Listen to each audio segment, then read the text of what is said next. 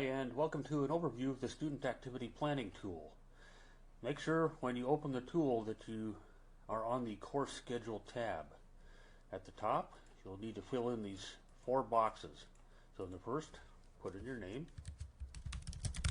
In the second, type in your course ID as you see it in Blackboard.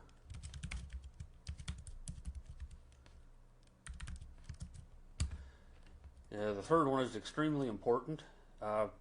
This tool relies on the number that you put in here, so make sure you put the correct number of credits for your class in here. I'm going to put 3. For course modality, you need to select one of these, so I'm going to select online. Below your personal information section, you will see tables for each week. And you don't want to type anything into these. These will be populated by the activities that you create in the various weekly folders.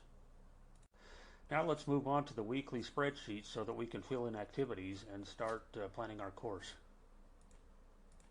Let's select a weekly tab. There is a weekly tab for each week in the course depending on which file you picked. In this case, I've picked the 8-week course. So let's add some activities. Each row corresponds to one activity in your class. The first column is where you'll enter the name of your activity. So in this case, I want the students to read a little bit of textbook material, say pages 1 to 5. So I'm just going to type textbook. That's the name that will appear out on the course schedule when it's ready. Here we have, and for the next several columns, we have drop-down menus. So in the first one we have numerous different activity types that they can do or that you can put into your class. So in this case we're going to select reading. Now these ones will change what they have in them on their drop-downs depending on what you've selected in previous columns. In this case I want to say it's a textbook at 600 words per page. We're going to call the challenge level general content. We want to give it a number of words or pages or questions, and this will change depending on the type of activity. In this case, we're going to say 5 pages. You'll notice that the autofill estimated time, put in 20 minutes. You can add time to that in the manual estimated time. Say if I want them, or I think it's going to be an extra 5 minutes, I can put 5 minutes here, and the total estimated time will increase by 5 minutes.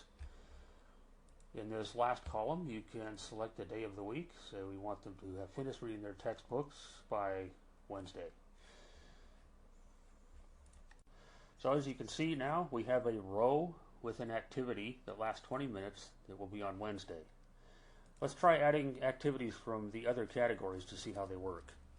So let's put in, let's say we want the students to introduce themselves in a discussion board. Type it in there. So we type the name, and the activity will be writing. The description will just be free writing. You have several options, and there will be no drafting.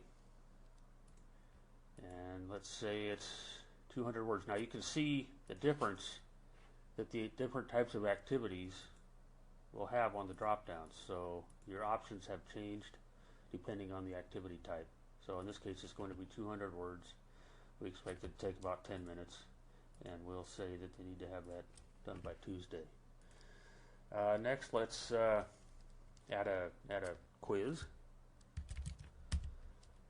Let's say that, so we'll select test, and we'll say it's going to be a multiple choice.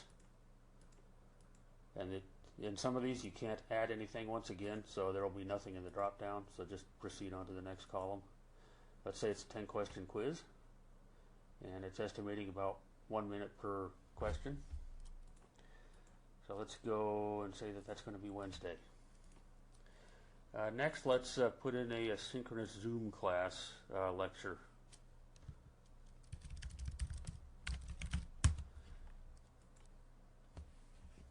And we'll call that a scheduled class. Now, in some of these, you must enter the time, and it's 1 for 1, so 1 minute per class is 1 minute on your estimation for time. So some of these you will see a message where it will tell you just to proceed to this column here and enter a value. So let's say it's a 60-minute lecture. And we'll put that on Thursday. Another one of these is that where you need to enter the time is the lab classes or lab activities. Let's call it a virtual lab.